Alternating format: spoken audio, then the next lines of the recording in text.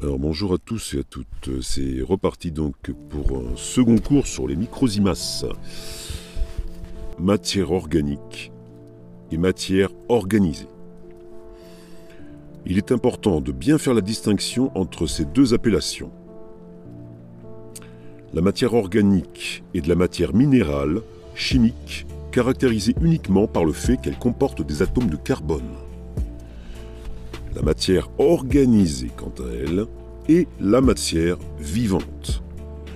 Il faut savoir que bien longtemps, les philosophes, les théologiens et les scientifiques ont cru que la matière organique pouvait engendrer la vie. Ils pensaient que de la terre humide réchauffée au soleil engendrait les êtres vivants, au moins les plus élémentaires, à savoir les micro-organismes. On nomme cette conception la génération spontanée ou équivoque, la spontéparité, l'hétérogénie. Saint Thomas d'Aquin lui-même croyait à la génération spontanée. Le poète Lucrèce, 95 ans avant notre ère, avait chanté la maternité de la Terre se situant dans un système cosmogonique où la Terre, centre du monde, se peuple de végétaux, d'animaux et finit par enfanter l'homme lui-même. Cette théorie était celle admise par Aristote, Pline et bien des savants de l'époque de Béchamp. Au XIXe siècle, beaucoup de savants veulent éradiquer la notion de créateur et d'intelligence originelle. Reprenant les théories de Darwin, la créature serait le résultat accidentel de l'association de divers composants. Un peu comme si l'on mettait dans une boîte tous les composants d'une voiture et qu'avec le temps, des secousses, l'influence de rayonnements divers, on retrouverait un jour une voiture en état de rouler. Aujourd'hui, tous les savants sont unanimes pour rejeter cette hypothèse. Pourtant, notre paradigme biologique et médical moderne repose toujours sur ce concept. Ces théories sont en effet tout à fait compatibles avec nos croyances actuelles autour de la maladie.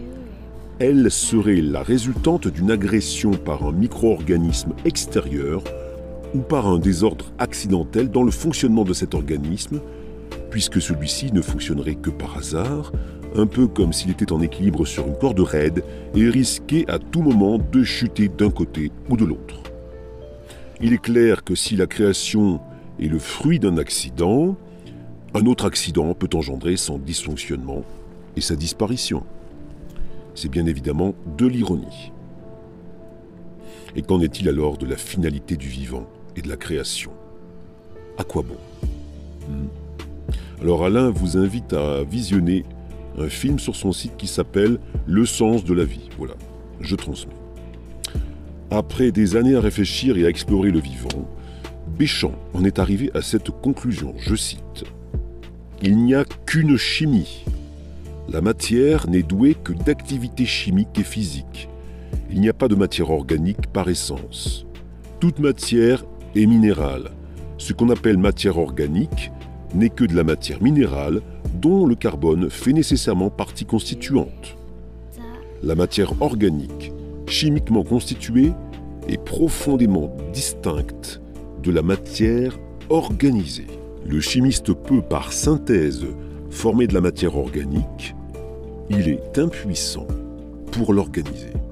Il ne peut créer une cellule.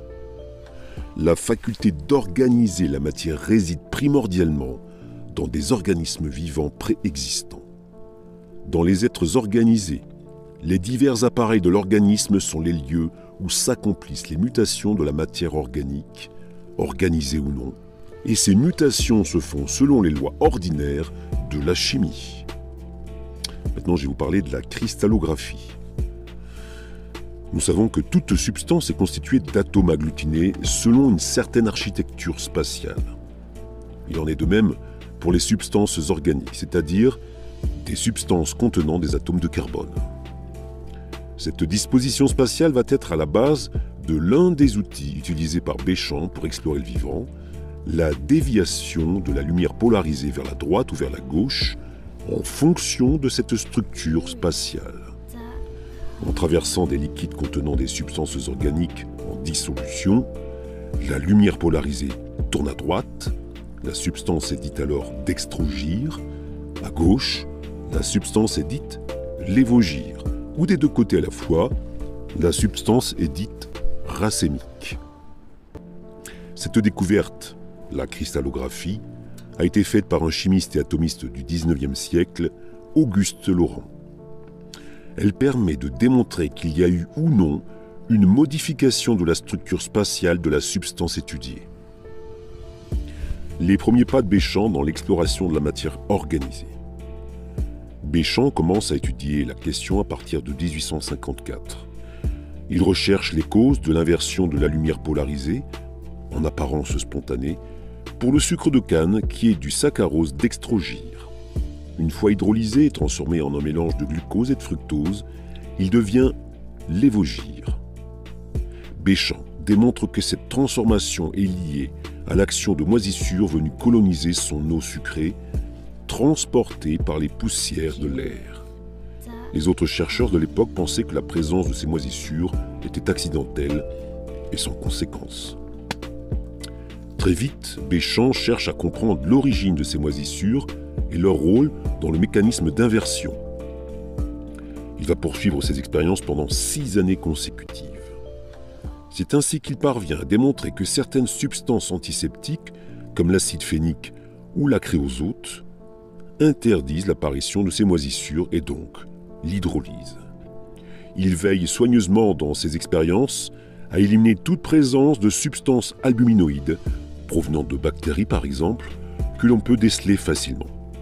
Et il démontre que lorsque le sucre s'hydrolyse, il y a eu préalablement apparition de substances albuminoïdes apportées par les moisissures, le mélange a été contaminé par voie aérienne.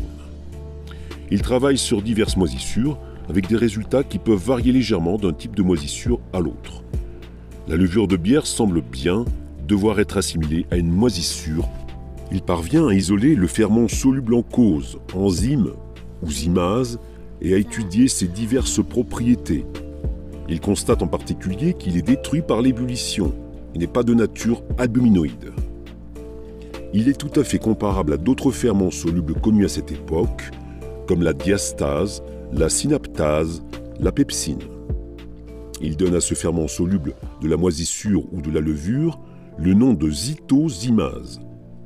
Et il fait la différence entre ce ferment soluble et les êtres organisés. Je cite, « Il n'y a pas d'exception, tout ce qui vit est organisé, et tout ce qui est organisé est insoluble. » Fin de citation. Il démontre, entre autres choses, la réalité de membranes cellulaires et bactériennes qui peuvent laisser passer des matières solubles, mais sont de véritables limites dans l'espace et caractérisent ce qui est insoluble. C'est donc déjà un travail considérable qui permet de clarifier la réalité du vivant, la source des fermentations, la notion de contagion pour des substrats non organisés comme des jus de fruits ou des soupes de légumes par exemple. Et c'est là où la situation se complexifie de manière étonnante. Il est surpris de constater que dans certains cas, l'inversion du sucre se produit sans présence de moisissure. Je cite. « Il y avait quelquefois telles de mes solutions sucrées où le sucre se transformait sans que je visse apparaître de moisissure proprement dite. J'étais fort surpris. Je donnais mon attention au très léger dépôt, le plus souvent blanc, qui se trouvait au fond des flacons où l'interversion s'opérait sans cause apparente. Or, en examinant attentivement ce dépôt, souvent insignifiant, à un grossissement suffisant, je reconnus que c'était de petits corps, plus petits que tout ce que j'avais jamais vu jusque-là.